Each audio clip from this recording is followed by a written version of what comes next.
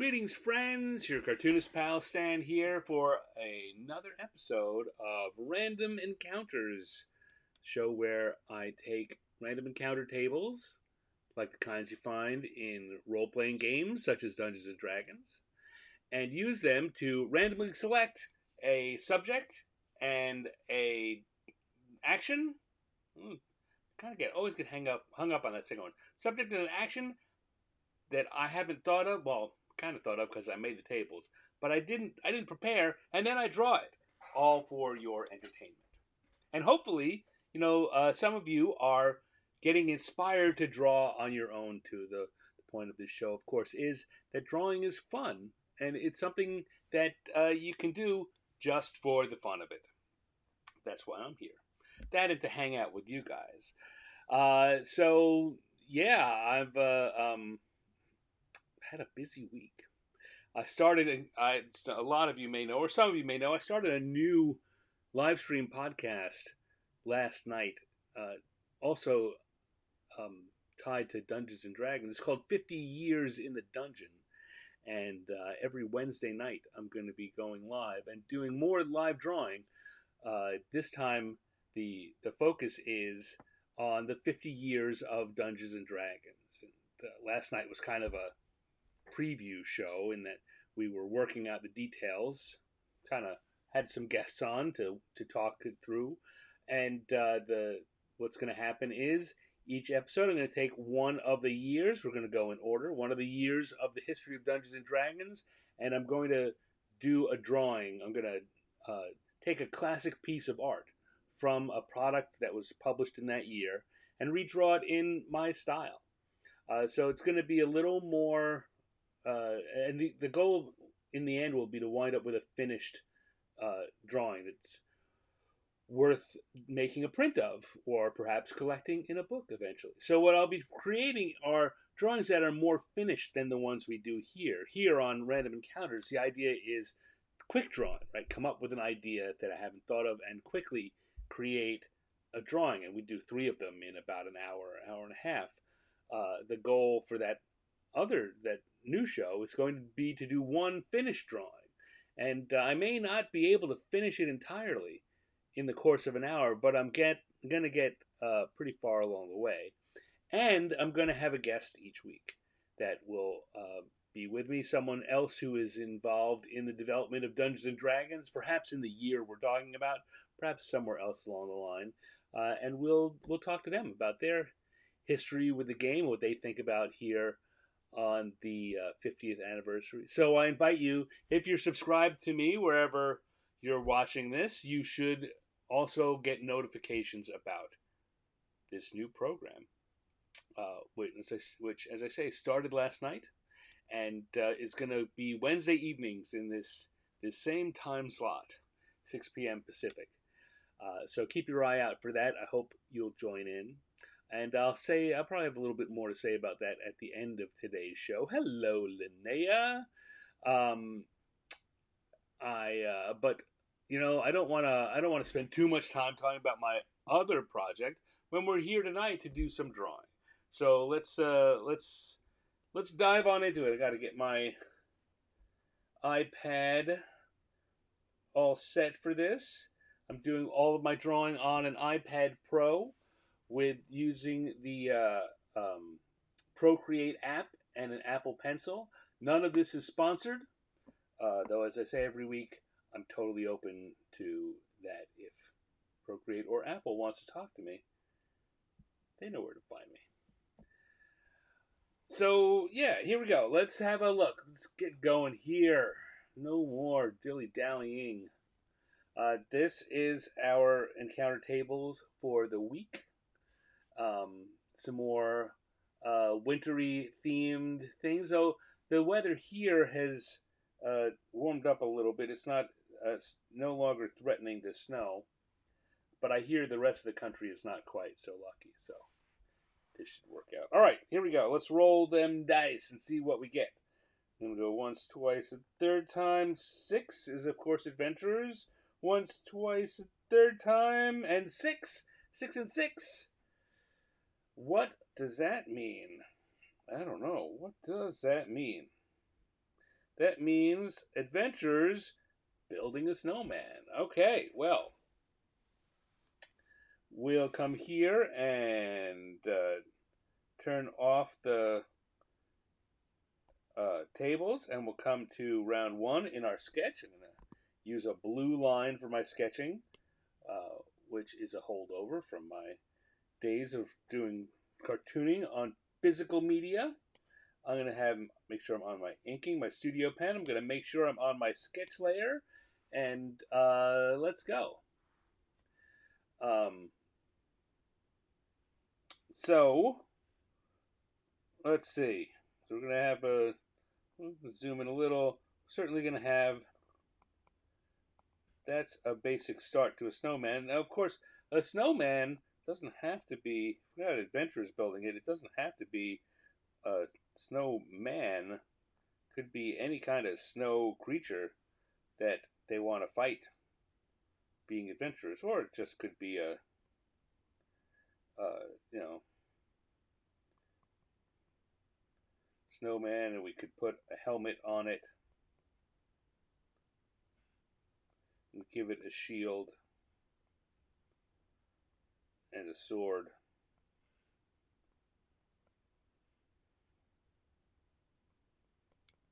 Like that.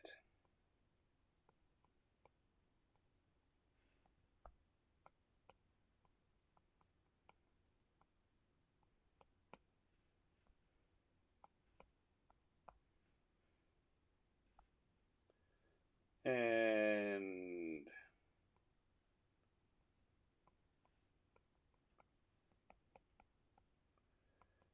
one person back here working on the snowman, and one person over here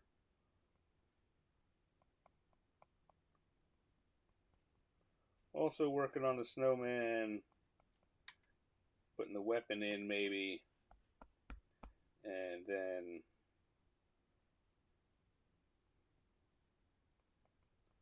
over here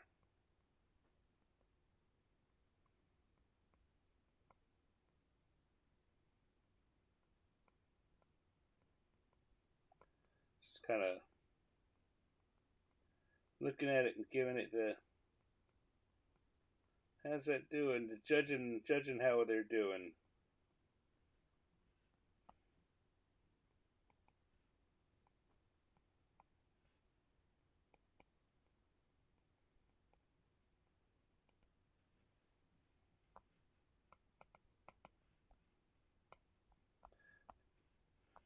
There we go. That's a good layout, I think. Zoom it out a little. There's room for drawing it on here. Hello, Lala. Hello. Oh, Linnea is still here. So that sounded a little disappointed. I said, "Oh, Linnea."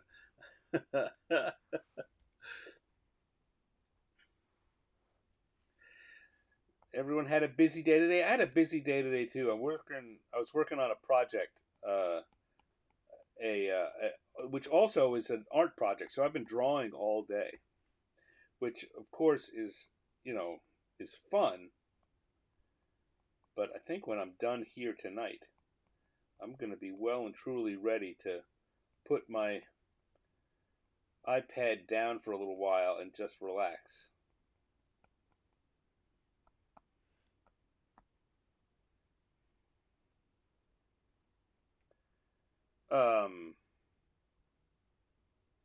All right. I need to think about this for a second here. And this all makes sense, but it feels like I'm missing maybe an opportunity to do something more interesting with this. I don't want to think about it too long, right? The point here is to kind of we get things done quickly and then move on. There's a lot of people when thinking about drawing, they get very worried about doing it right. And the nice thing about this is that you can always just scribble for a while and then change it and then go back in and do something else. Um,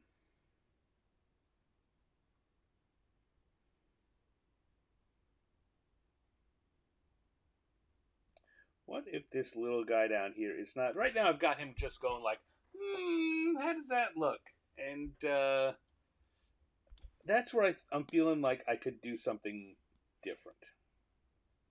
So let's get that character out of there. What else could we put in? Could be modeling for what the snowman should look like. Could be getting ready to throw a snowball at the new snowman. Um, we could lower this down and have something flying in the background.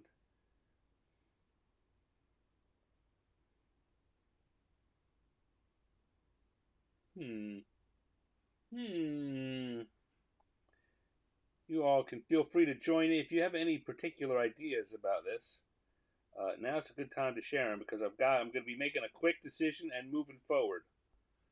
Uh, let's say if I grab this and let's zoom out a little here.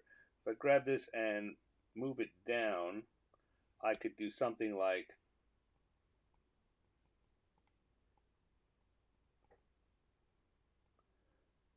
put a dragon coming in.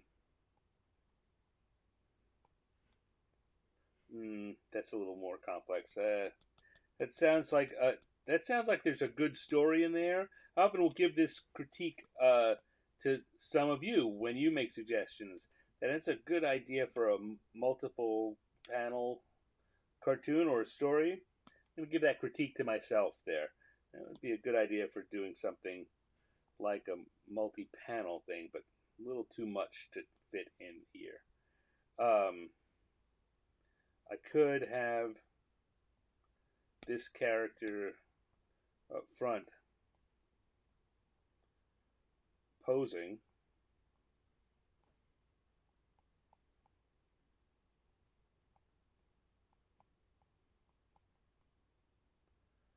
for the drawing or getting ready to fight it. I guess that would be up for interpretation. I'm liking that better than just standing there with the hands out, giving a critique. All right, we're gonna go with that. Now it's time to get in and do some quick drawing. A lot of people, when I talk to people who uh, are want to learn to draw or just draw on their own, too often what they skip is this stage where you're just kind of loosely putting in half finished lines. Everyone wants to dive right into a finished line, and I mean I get that. Certainly I understand that urge, but the thing you get while watching. Need to go to a new layer. Never forget to go to the lines layer. Thing you get watching cartoonists or any artist who's working on something is no one who quote unquote knows what they're doing works that way. Right? We all start with these loose lines and build up, and I think that's one of the first lessons that anyone who wants to get good at drawing needs to learn is that even the best people, and especially the best people, when they start to draw, they don't start immediately putting down firm lines. They start by uh, putting in sketchy lines and testing out what they're going to draw. And there's no need to rush in and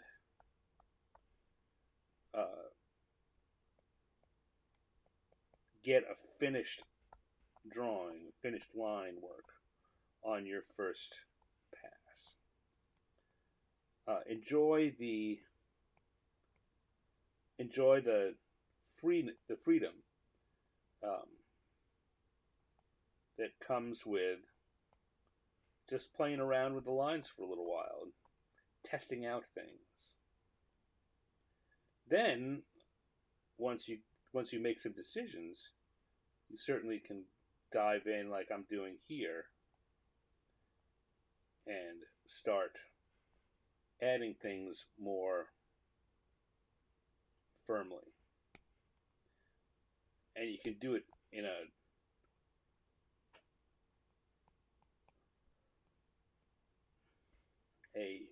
so what I'm looking for. You can jump around a lot. So if you're it, the minute you start drawing the way a lot of people want to, where they're starting drawing the outline of the character they want to draw, you you're kind of stuck, right? You have to go a certain way because you don't know where you start drawing the head. You can't switch to the arm until you draw the neck and the shoulders. For all kinds of reasons, that's a bad idea, but not the least of which is that you're tied into sticking to the where you started. If I at this point decide that, oh, you know what, I think what I really want to work on now is this sword here because that's the next most interesting thing to me. I could, because I've managed to sketch this out. Now that makes no sense, and I'm not going to do that, but I could. I know where to put that hand because I had a sketch of where the rest of that arm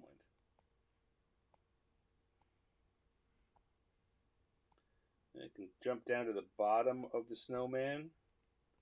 If I hadn't started with a little sketch of the whole thing, I couldn't get to the bottom of the snowman without doing the middle of the snowman.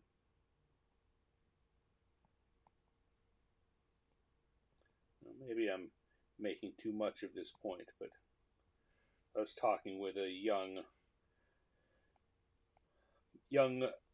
artist, a young person that wants to be an artist, that wants to learn how to draw, and they reminded me, or talking to them reminded me of that.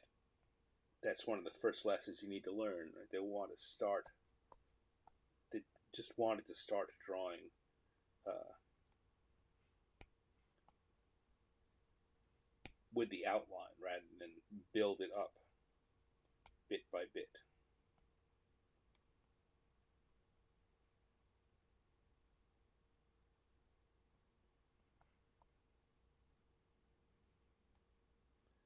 So, how are you guys out there doing? It's Thursday again. We're 2/3 of the way through January already. I can't believe how fast January has gone.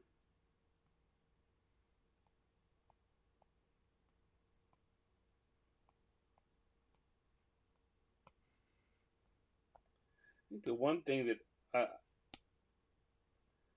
the adventurers has popped up a lot on our options recently, and I think that one of the things I'm finding, I'm drawing these same characters over and over, and they don't even like these don't feel like they need to be adventurers. This could just be any old guy.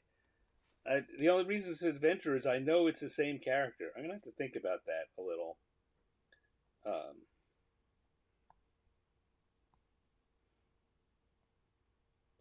Not sure whether that's a good or a bad thing, but it's certainly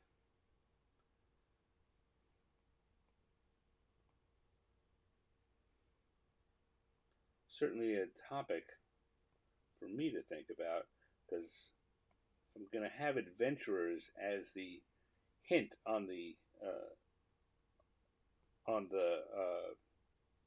random encounter table.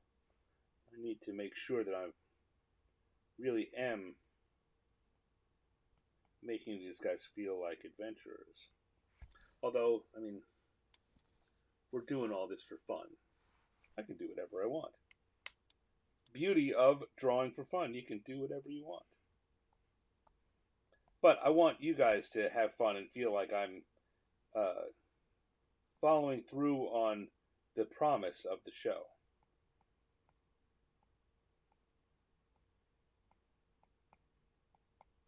Okay.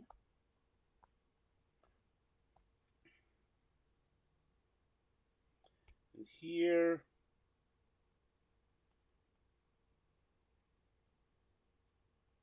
I'm going to have a little halfling.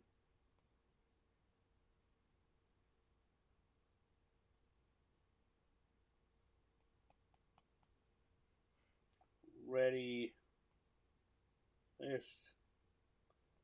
Hopefully, it will look like the halfling is posing for them to use as their model.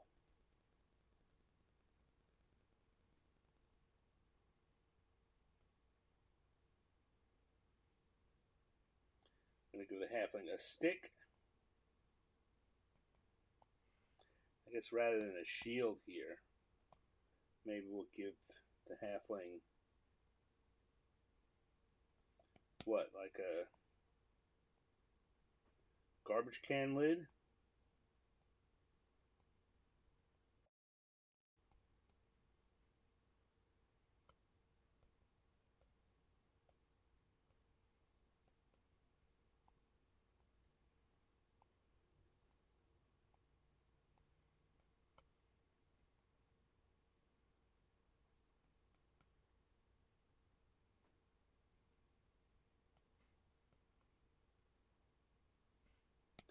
Think, oh, here's the other thing. I think I want to get rid of that. I'm going to give the halfling a scarf.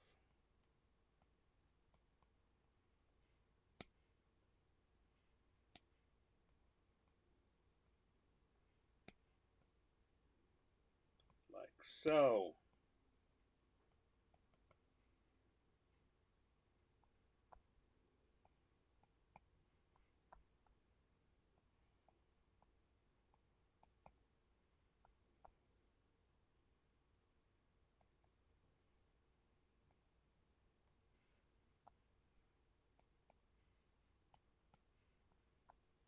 There we go. If I turn off the sketch layer, we can see that mostly that's there. I have to add in a few more lines. I hadn't gotten quite as crisp as I wanted, but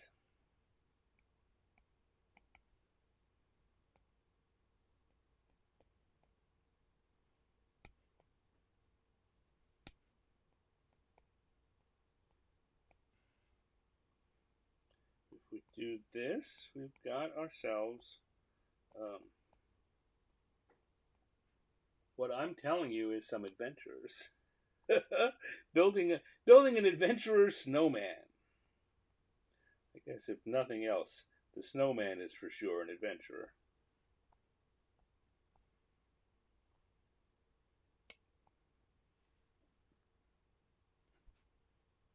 Ooh, I can see things are busier in the chat room than when I looked up before. So I went a little head down there. Sorry.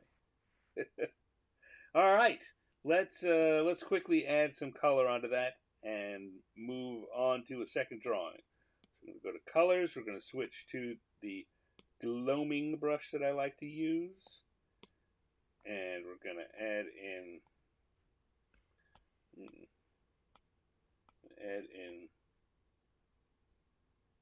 some colors.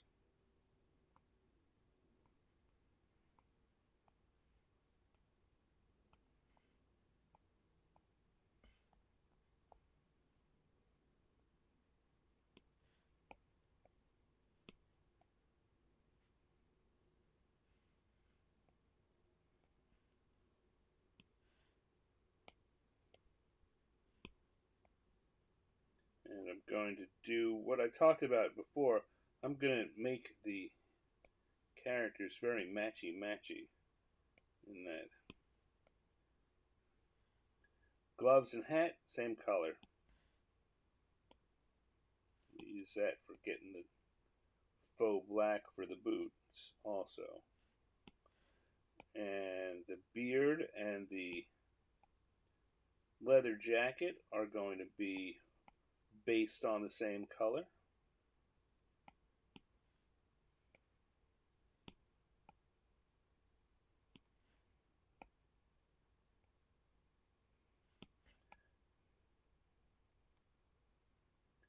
Kind of blue jeans-ish. And our elf over here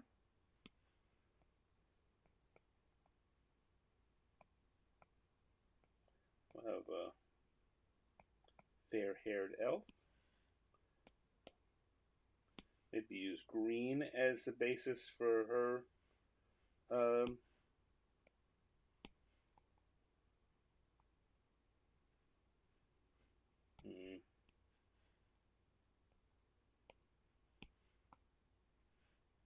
her clothing.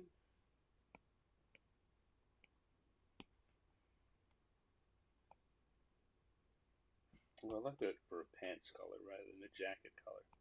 And there's another thing, you can start making your own decisions on things like that.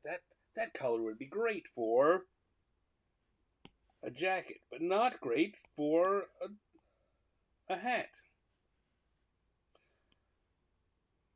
Hmm.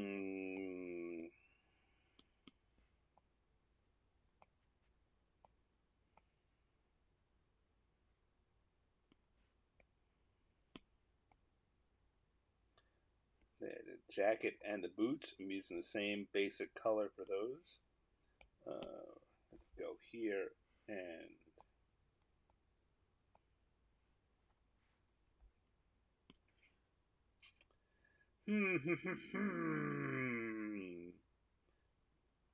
maybe reddish.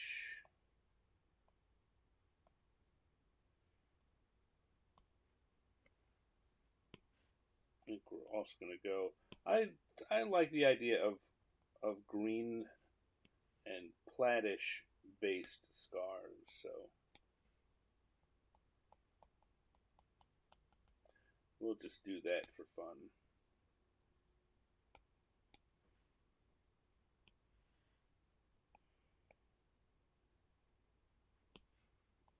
Also give him a leather jacket. Also give him kind of blue jeans.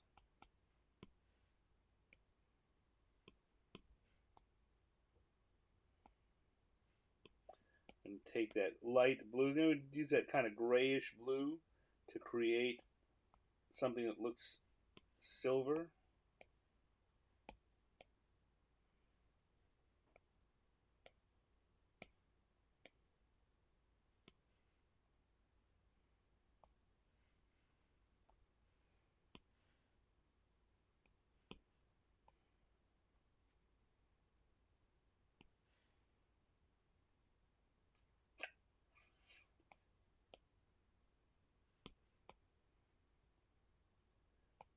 Shield. Don't want to use that blue. And here's why. Because we're going to be using a blue to simulate the white on the snow.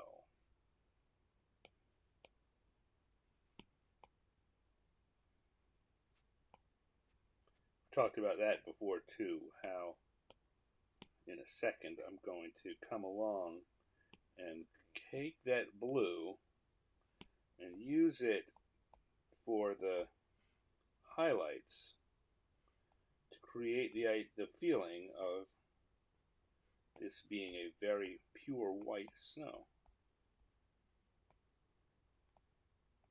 See how suddenly that stops looking, just added a few extra lines, and suddenly it stops looking like a blank thing I haven't drawn and something that is purposely white. Our brains are incredible thinking machines that like to fool us.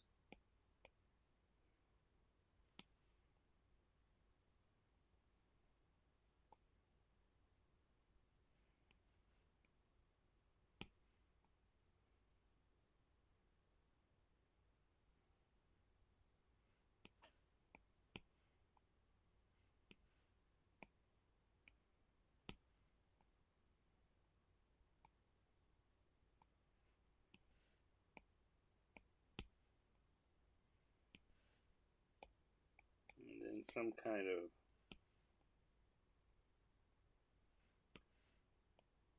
magenta. I guess you could say pink. I'm going to say magenta for the feather.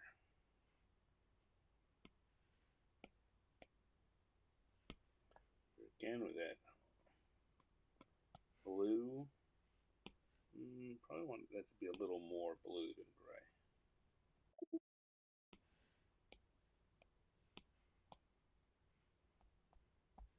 And we've got adventurers building a snowman, or building a snowman adventurer.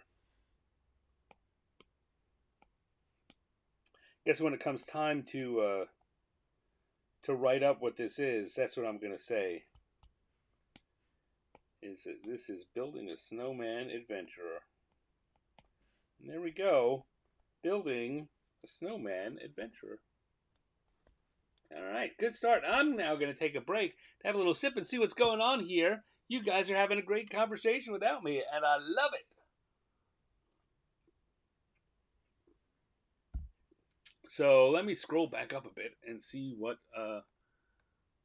going on here.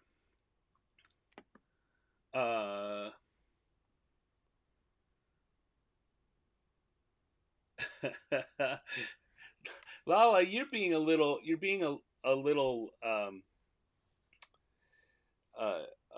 bashful there. You are certainly an internet star as far as I'm concerned. You've got a really good show with lots of people who tune in. You're having, I don't know if you probably haven't mentioned it here in the chat here, but you've got a big crafting weekend convention coming up soon that you're organizing. You are a superstar. You are definitely a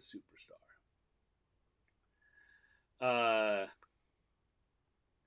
All right, the prompt is a snowman. Adventures building a snowman. Yes, that's what it was. Hello, Dale, and I'm presuming Cindy. How you doing?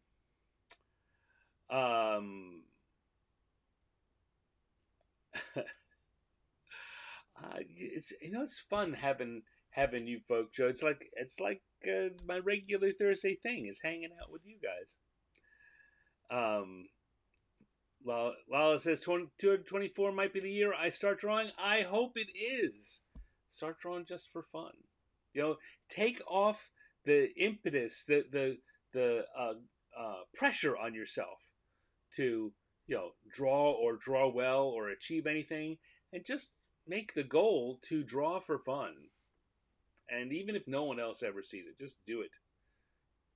Do it. Get out a pen, doodle.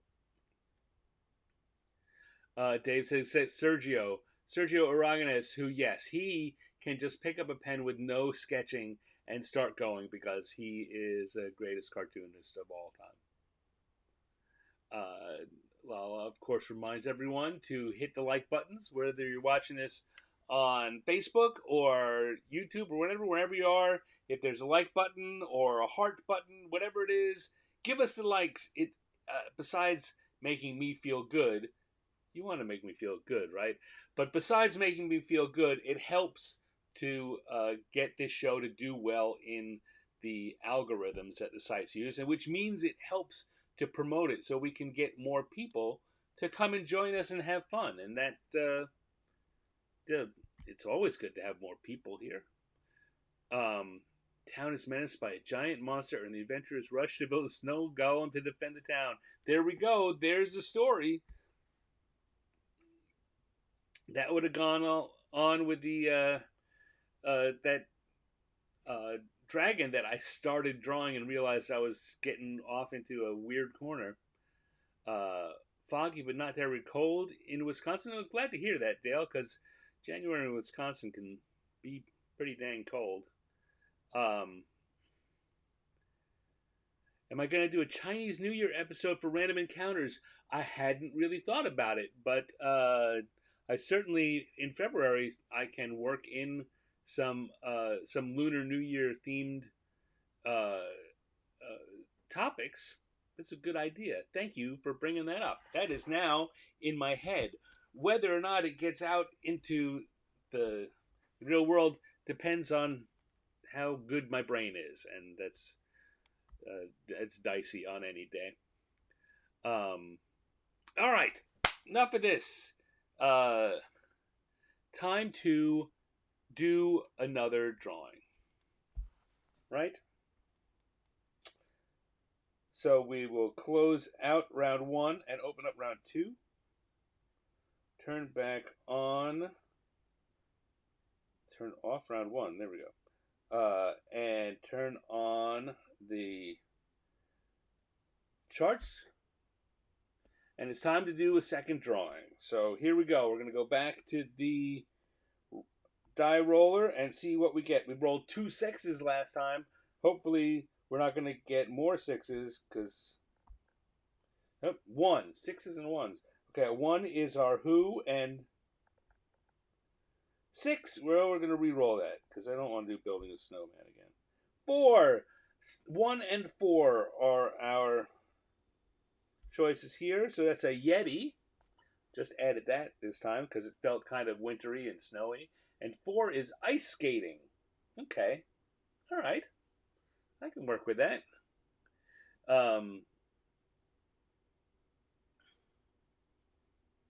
Yeti Ice Skating is where we're going to go here. So we'll turn off the tables and we're on the sketch layer. Back to our blue sketch pencil. And all right. Well, I mean the easy thing is going to be the gotta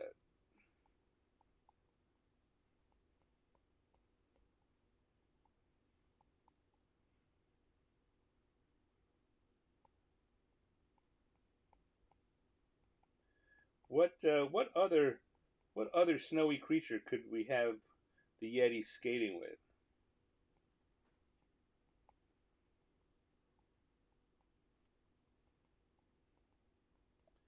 Who else in our winter wonderland?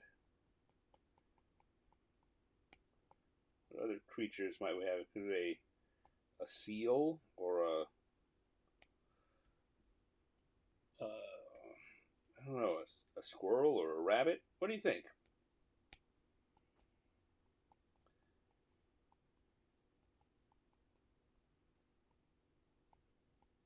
Because I have an idea here, but I need another animal.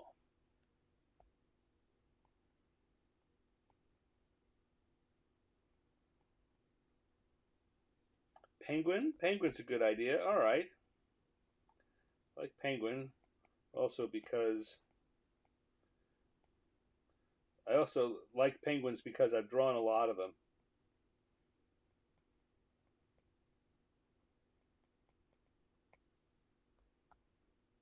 There we go.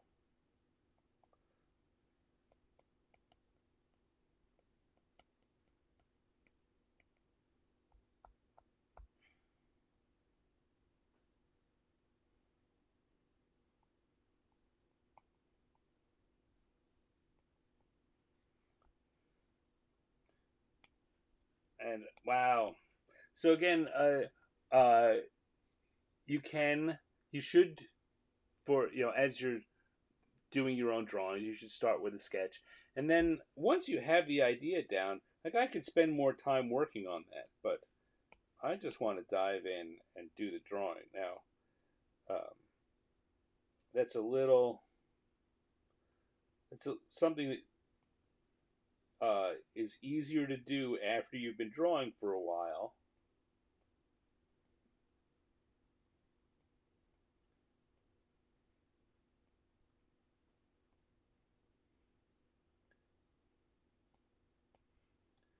But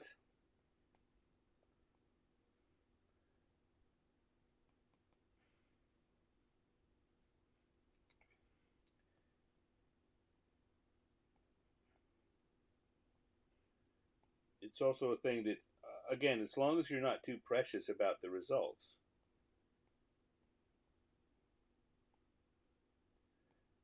um, once you have your sketch, you can go on and start adding more finished lines.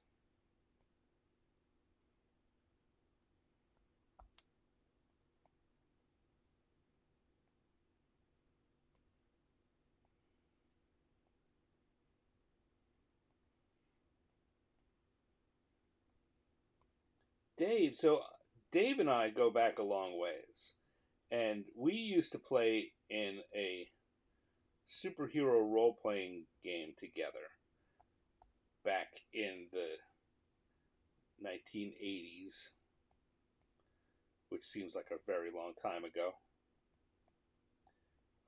And he had a character that was a Yeti. This character is not exactly based on that same Yeti design, but one of the things I did when we were gaming was I was the one, as the person who had some artistic talent, I would draw versions of all the characters for people to use so they'd have a visualization. And I had a drawing of Dave's Yeti, or designed that character, and I got pretty comfortable drawing it. It's been a year since I drew that version of a Yeti, but as I'm doing this and Dave's here in the room, I find myself thinking about it.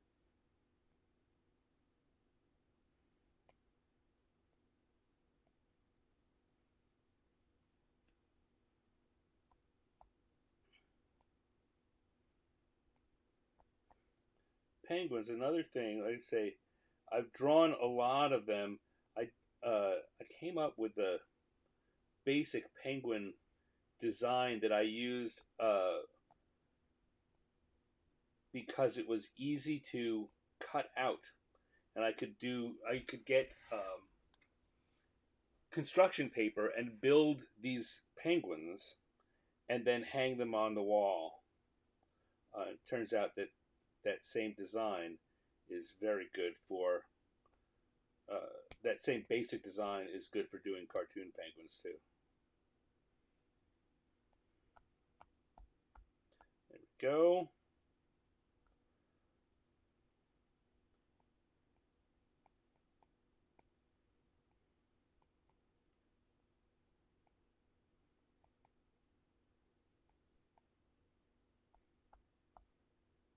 Look at them, they're getting ready for the Winter Olympics. They're going to represent the Himalayas. Dave says he still has the snake sickle drawing. Yes. All right, so we've got that. I'm going to turn off the sketch layer for a minute. It's going to take a lot of that little bits of background out of there, but that lets me know where I want to add in a little bit of extra hints of fur just to give shape. Right? Because without those, the Yeti looks a little blobby. But if I add these couple of hints of fur, they give a sense of definition and shape. All right. So now, all right, we'll start with the Yeti. Again, a Yeti is mostly going to be white. So again, coloring is going to be very easy. We're going to pick a blue. It's going to be not that pure white blue that we did before, not so gray as we would use for silver, but somewhere in the middle to show that the Yeti's fur is white, but not pure white. So let's go. We'll switch to our gloaming brush. Make sure we're on the colors layer. If we use this, yeah. So again, that's a different color. I'm going to make also a darker version of it so I can show where shadows are in the background. But if I do this and add this in as a highlight, and it's going to look like the Yeti's fur is magically going to seem like it's there rather than this just being a big empty white space, white blobby space.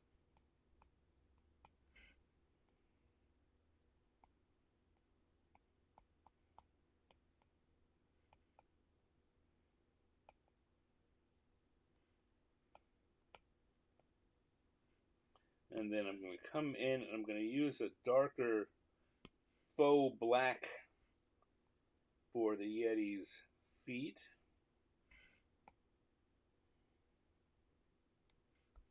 And fingers. I guess hand, the whole hand. Ear. Any part that's not going to be covered with fur. And the penguin, we're going to do that similar thing. We want a different color. We don't want it to be the same color as the Yeti, but still, that comes off as a proper coloration for a penguin. As we saw, though, it really is just blue. We make it dark enough and put it in the right context. It looks like the kind of black that you get for a penguin's feathers. And again, we're going to go here with the penguin's chest, also white, and I want it to be a different white than the Yeti, so I'm going to pick a cleaner blue. Just a little brighter than that. And now, again, most of that chest and most of the Yeti are just that natural paper white. Right? If I take the white background out, we can see that most of the space is still just white paper. But because of what your brain does when it sees those highlights, they look like they're different colors. All right, so I'm going to turn on the sketch layer again for a second. Go back to the lines. And I'm going to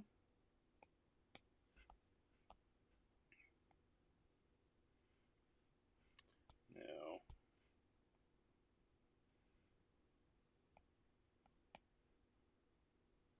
have our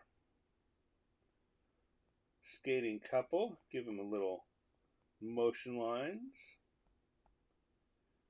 and we'll put in what I put in the background there was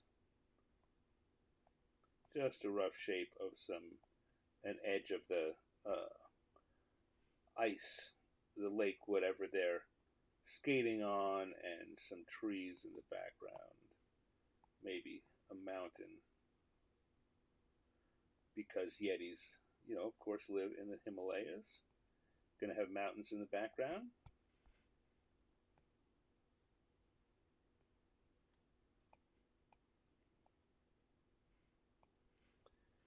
And if I turn off that sketch layer again, come back to the colors. What are we going to do there? Well, of course, we're going to add some colors. We'll have a dark green for the, that's maybe too dark.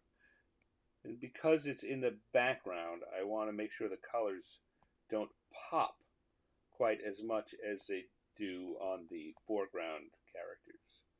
So I'm going to have a lighter color there, and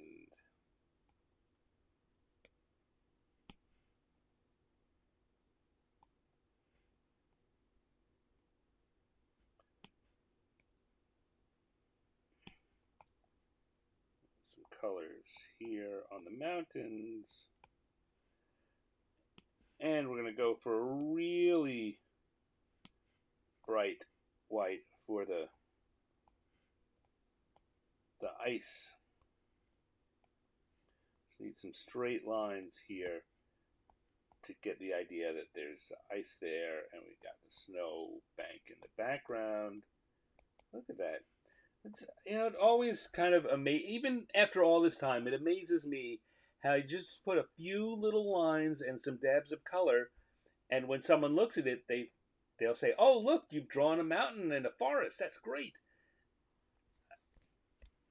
As long as you give their eyes something to focus on, their brain is willing to fill in the rest of it. So while we're here, before we wrap it up on this one, I think I want to come back in and add a little extra shadowy bits to help, as I will talk about doing, to help make the make our characters pop a little and seem even more fleshed out, more three-dimensional than they really are.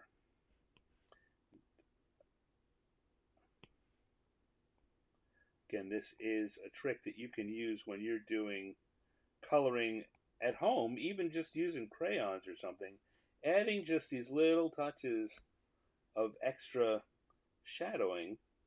If I do that on the penguin, I think it already has helped the Yeti seem a little more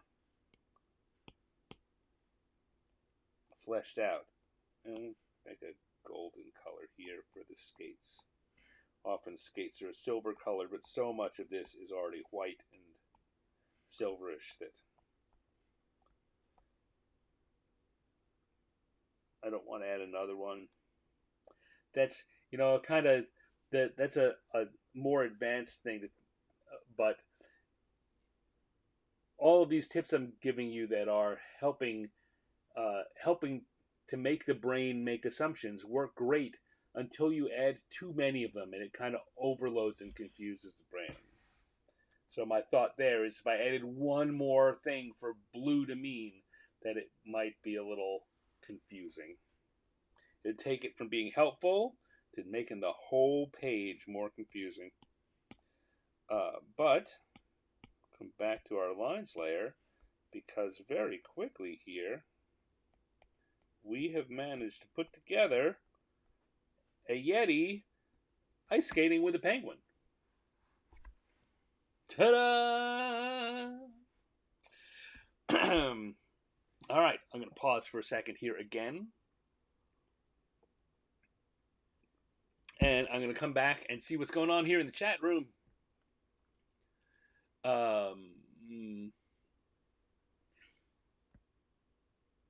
Let's see, we roll back to hoping Dale is warm enough, and we do. Is snow really just white, or is there a tinge of blue or gray or any other color in real life? It depends. I mean, snow when it falls is just white, but you will get shadows across it, which will make it seem bluish or grayish or brownish. And when people walk through it and you drag any amount of mud into it, it then sloshes out and becomes more brownish. But as Dale says, snow is white when it falls and when it starts. It doesn't always stay that way.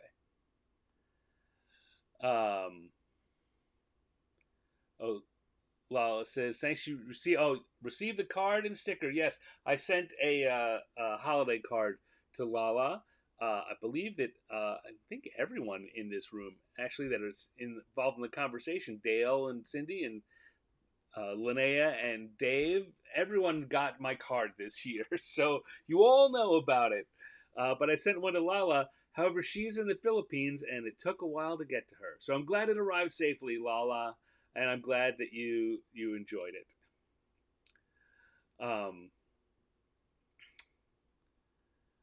Lala loves the Yeti Ice Skating. Awesome, thank you. I'm glad. Penguin. Don't know why Dave said Elsa, but sure. Snakesicle drawing.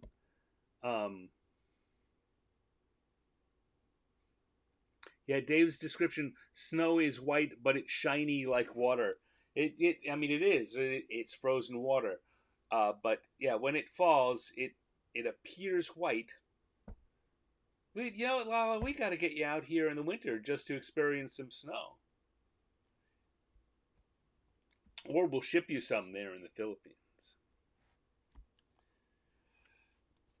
Anyway, there we go. We've got our second drawing done, and now I'm going to come back, and I'm going to turn off round 2. I'm going to turn on round 3, and our random encounter tables, and now it's time... Sorry. And now it's time to do our third drawing for the evening. We'll do one more and wrap it up. And right, so let's go back uh, to the random randomization engine, our little die roller. So here we go. Who's our who for the third one? We've got a 3 for our who and a 3 for our what. So that's going to give us a giant octopus at karaoke.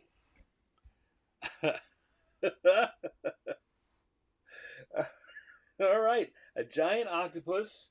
So that's uh, that's going to be fun. Turn off the. Make sure we're on the sketch. Make sure we're on blue and on the right pencil. And here we go. We got a giant octopus singing some karaoke. I did a I did a calendar this year, um, and I think March one of the months has a drawing which is an underwater karaoke drawing, and there's an octopus in it, but I think the octopus is the bartender, not not the person singing karaoke. I think I got a narwhal singing karaoke. All right. One of these days, maybe I should do this Sergio style where I just start drawing. But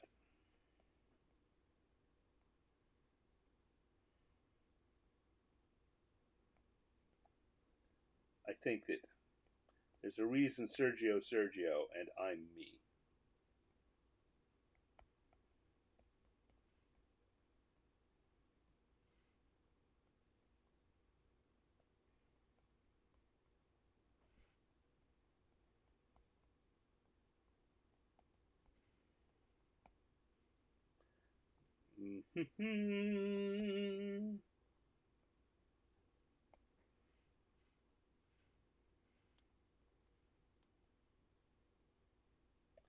what should our what song should our octopus be singing? My first thought was to have him singing Octopus's Garden, but I don't know. I don't know if that's too on the nose. We'd have him saying, "I'd like to be under the sea."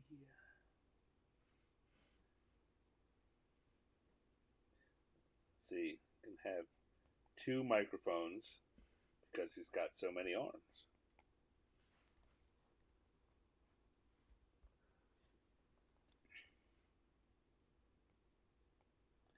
All right. There again, I think that's enough of a sketch to really get me going.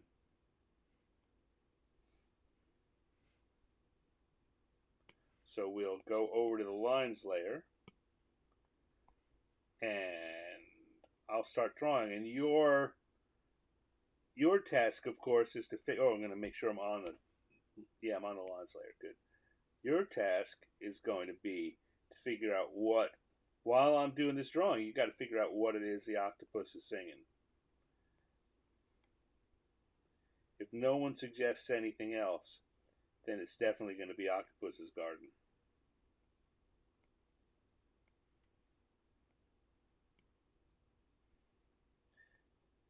And if you like that idea, we can go with that anyway. But this is your chance to make it something a little less obvious.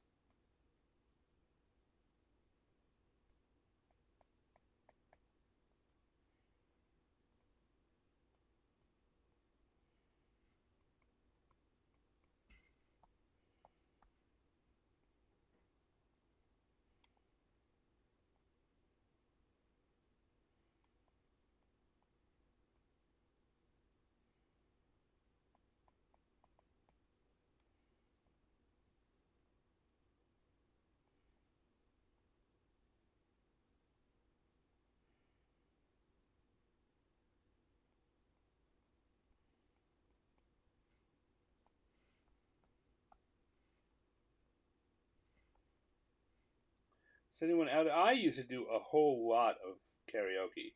I started, of course, when I was in Japan, I went to Japan thinking that, you know, I was no good. I was not a good singer. Although, people had told me in the past that I had a fair to decent voice, I thought, no, I'm actually a terrible singer. And karaoke proved to me that that the other people were right. That I actually can sing pretty well.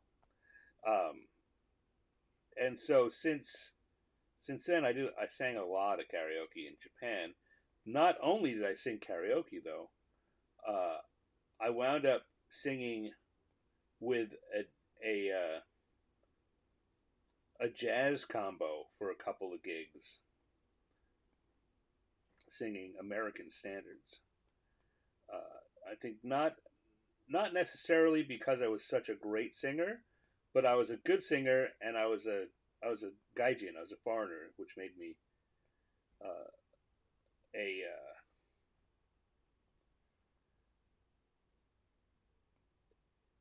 someone interesting. The band thought that would help. They had a gaijin singer,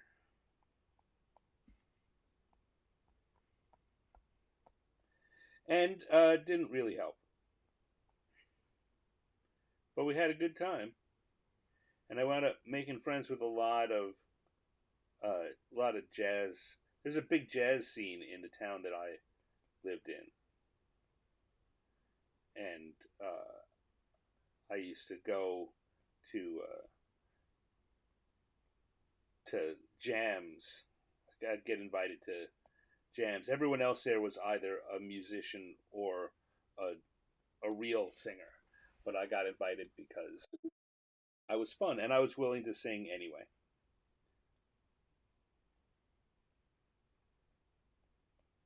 All right.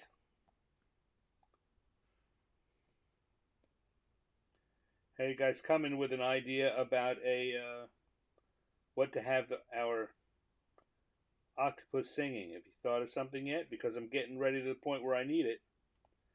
Everything else is coming together pretty quickly.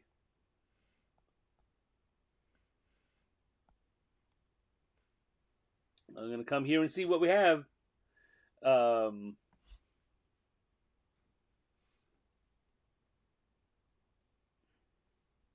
Dale points out that in Seattle, Lala could be on the beach in the morning and up at the snow line in the afternoon. It's one of the great things about Seattle. It's true, uh, and certainly adds to. You've got lots of choices for uh, what kind of weather you want, and wherever you are, just stand still for 3 hours, and the weather will change 3 times anyway. This should be a game board, random encounters drawing board game. That could, you know what? I'll tell you. One of the things I'm thinking about is not doing a board game necessarily, but making a series of ebooks that will combine some of the drawings that I've done and uh, random tables, a set of tables and rules so that you can play at home. Uh, that's something that I will probably get out and try and find a market for sometime this year. Okay, Inka Dinka Doo. That's a funny idea. I like that. There we go. Or feelings. um, Inka Dinka Doo, for those who don't know, is a song from an old time comedian named Jimmy Durante. One of my father's favorites from when he was a young man. He's a big Jimmy Durante fan, and that was one of Jimmy Durante's big songs. Was Ink a dink a doo, a dink a doo. I could sing more of that if I actually could remember any of the lyrics, but I think that's a great thing. Ink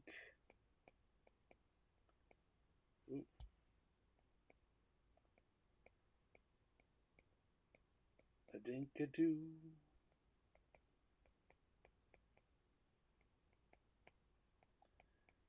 Oop, come on. A-dink-a-doo.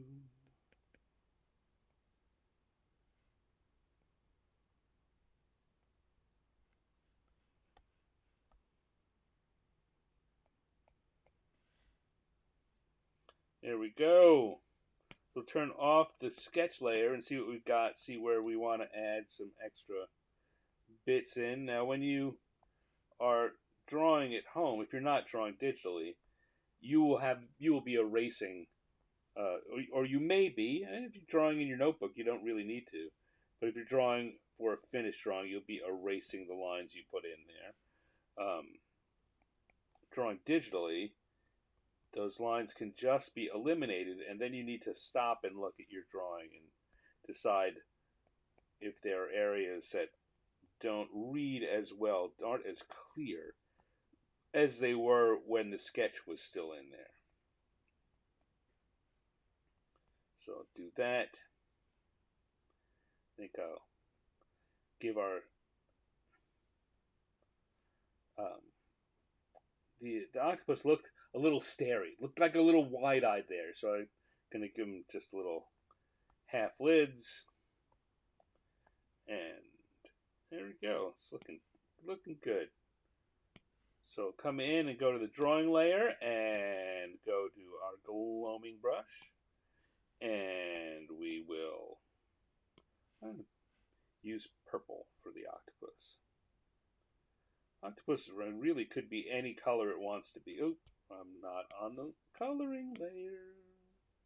Octopus, being such a camouflage expert, could be any color it wanted to be. I'm going to decide that it wants to be purple.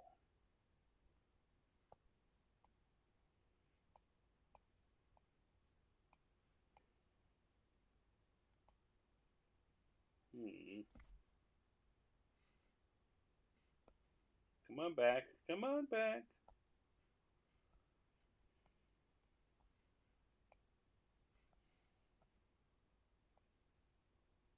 And again, now we talk about coloring in the shapes to get that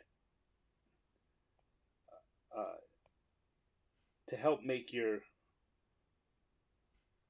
drawings feel a little more three-dimensional. And this octopus doesn't have a lot of shapes, but I can imagine it does. I can imagine where the tentacles meet up and which ones are part of the same grouping. And by doing the coloring this way, I can emphasize that idea. So even though there's nothing on there that literally says so, I can create, again, that idea for the brain.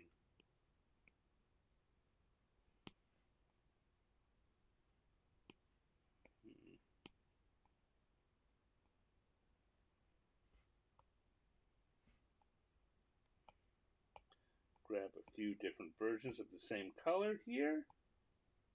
A little darker purple, a little lighter purple. And we've got an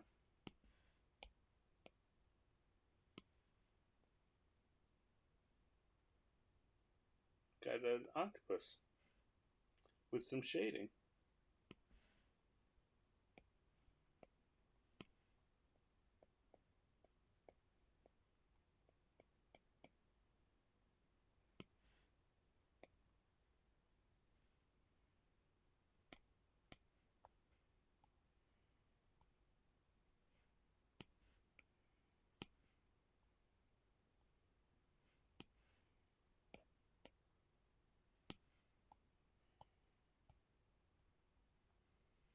Okay, coming along here, I'm going to color the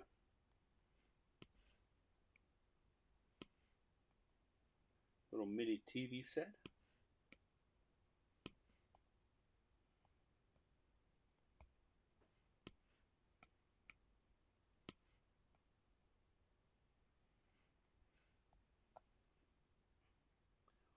just like that, I think we're done. I think we're just about done. Maybe I want to come in here on back on the lines layer and add a little bit of motion, couple of motion lines, so the octopus feels like he's swinging out and not just sitting still. He's having a good time at the karaoke party.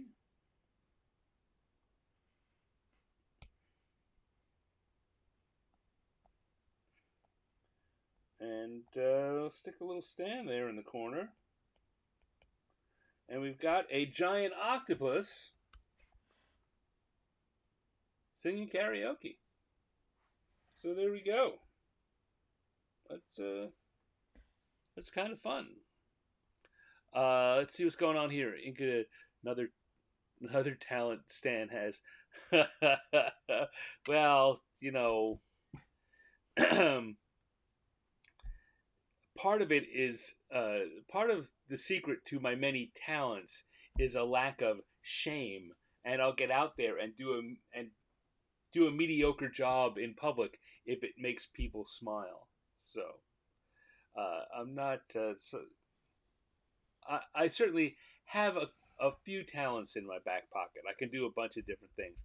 I don't do them exceptionally well, but I'm okay with doing them so and not being embarrassed about it. Maybe that's my big talent, is not being embarrassed about being so. um,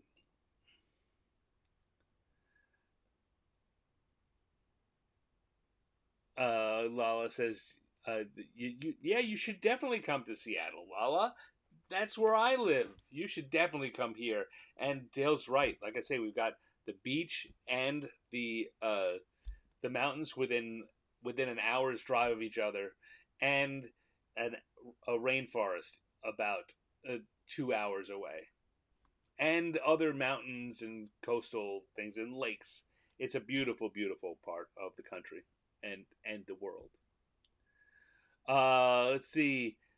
David says there was an episode of The Gong Show once where every contestant sang feelings. I watched that episode. I was a big Gong Show fan back in the 70s. And they pretty much all got gonged, as Dave says. All right. Well, it's been an exciting day here. We've drawn an octopus singing karaoke. We have we've drawn a Yeti Ice Skating with a penguin, and we have drawn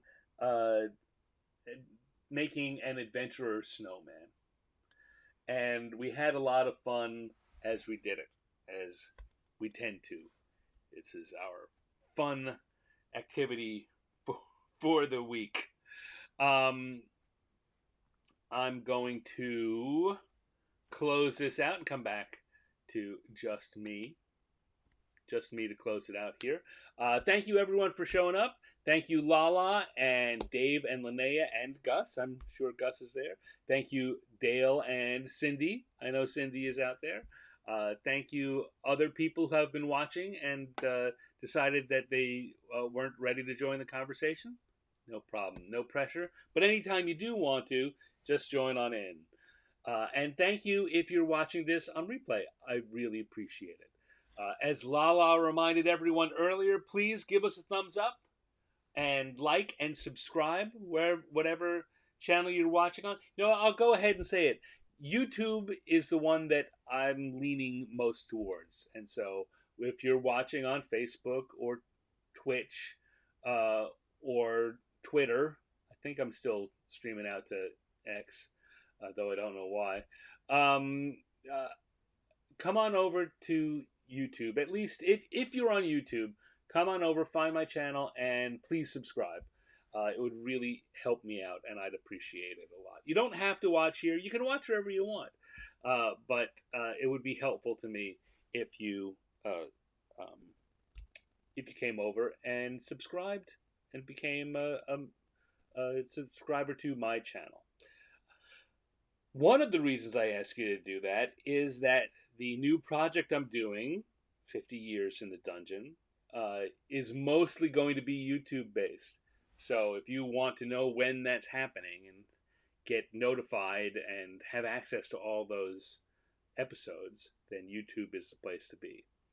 The other thing that I want to tell you about 50 Years in the Dungeon is that I am starting up a Substack newsletter for the show, and it will I'll use it to give updates for what's coming up on future shows, and after each show to post the finished art for that I'm doing. And this show, the concept is to celebrate the 50th anniversary of Dungeons and Dragons.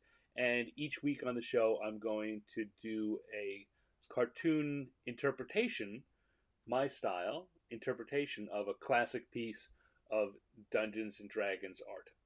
And it's going to be one from each year, from a product from each year that Dungeons and Dragons has been around.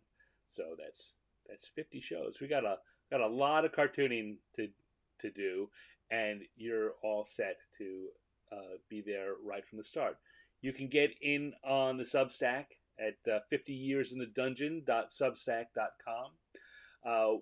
One of the nice things about this is that every month I'm going to choose a random subscriber to that Substack and send them a signed print of one of the drawings that I did during that particular month. There will also be the option to become a paid subscriber to the Substack, in which case you will always get a copy of one of the drawings from the month. And if you really want to go crazy and become a subscriber at a higher level, you'll get a signed print of all of the drawings that I do in this show. So, if you're an art fan and you like to you'd like to have prints of my ineffable cartoons, this is one way to get them. So check that out and tell your friends about it. It's Wednesday nights. The live stream is Wednesday nights on the YouTube channel. Check it out. If you just want to find other bits of Stanishness on the web, on the interwebs, you can go to my Instagram account, instagram.com/Stanex. As I think most of you who are watching right now know, but if you're new on the replay, maybe you don't. This month I've been taking part in the Caricature Resolution Challenge from the International Society of Caricature Artists. And every day in January, I've been doing a caricature and posting it to my Instagram and my Facebook and other places.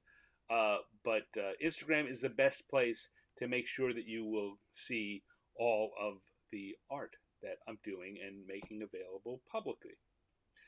If you want to get even more involved, and I really couldn't blame you if you did, but I also can't blame you if you've got enough on your hands. And, you being here right now is good enough. But if you want more, there's also my Patreon. I've got a Patreon over at patreon.com/Stanex. As Lala pointed out earlier, one of the benefits of being a member is that you get a Christmas e-card from me, or a physical Christmas card, which is what Lala got. I send out a holiday card. This was a New Year's card. And each year I send out a holiday card and a sticker. And so, who doesn't like stickers? If you really like stickers and you join at a higher level, I have a level where every quarter, every 3 months, I send a sticker to you at home. So 4 times a year.